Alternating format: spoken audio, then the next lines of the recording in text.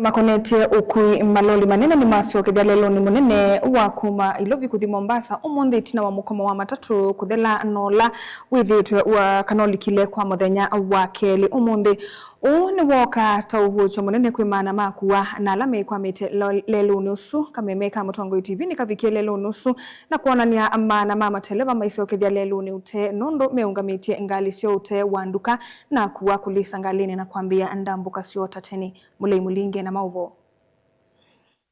Mambo makuwa lelo ni uwa kuma Mombasa kuthi Nairobi maine na kwa chakuna kamemekane mailese kukwata umuangale mailasimika kumanda ukui maloli ni lana mbanene yo ye lelo ni Kwa nilifika hapa kama mwendo wa saa 2 asubuhi na mpaka saa hii kuelekea saa 6 saa mchana na mpaka leo hatuja mpaka saa hii sijapata gari. Nina mtoto ninasafiri, mimi ni mfanyabiashara Mombasa ambao nilikuwa nitoke huku jana na kulingana ile ufumi ama hali ilikuwa jana nilitokeza, lakini nikaokopa nikaona imezidi. Lakini kulingana vile serikali waliongea wakasema maandamano imesimama kidogo, itakuwa next Alhamisi. Nikaona nikapindua akili zangu nikaanza safari leo ambao ni asubuhi.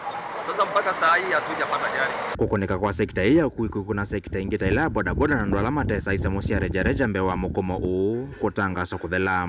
Sasa hapa tangu kutoka jana abiria wamekuwa kwa shida sana. Hakuna magari za uchukuzi za abiria hakuna. Na magari ambazo zinasaidia abiria hapo kwa at least kuwabeba kwa usafiri ni gari kama malori na gari ndogo mbele. Tangu jana hapa abiria wamepata shida, na abiria wengi wamekuwa kwa nyumba na magari kabisa. Tumekuwa kuna shida na kazi yetu bodaboda imekuwa kuna shida sana. Masaka utambe wa ukui kutungiwa rasmi tena wa mukomo kuthela nende maana nyamweki wa biashara sio kusiokea kawaida. Sasa zingine tafadhali hizi matrucks zinasaidia kwa sababu trucks ndio kama hata ukiangalia barabarani huoni gari ya abiria yoyote. Trucks tu tunategemea zinakaa zinatuachia abiria mmoja. Sisi tumefunguka kama kwenye nakuaga kuna gari za abiria unakuwa kazi ina flow. Wengine wako na pikipiki za kulipia. Sasa unapata ni changamoto kwa hizo pikipiki. Hawapati ile pesa wanaweza kama mafuta, wapate chakula ya kukula na bado walipie hizo pikipiki. Ni changamoto kwa mwanabiashara yoyote kwa sababu kila mtu sasa anaendelea kulia kivyake. Sisi kama Wakenya, sisi ndio unatukata ushuru. Sisi ndio wananchi ambao mnatutegemea tulipe ushuru na nyinyi pia upate pesa ambayo ya kufanya miradi ambayo mnatoa hii. Simu muweze kutupunguzia hii hali ya maisha ishuke chini, mafuta ishuke chini, chakula sikue chini. Upate si wananchi hatukuoni ugumu wa kuchukua hizo vitu kwa maduka na pia uchumi wa Kenya endelee kupanda.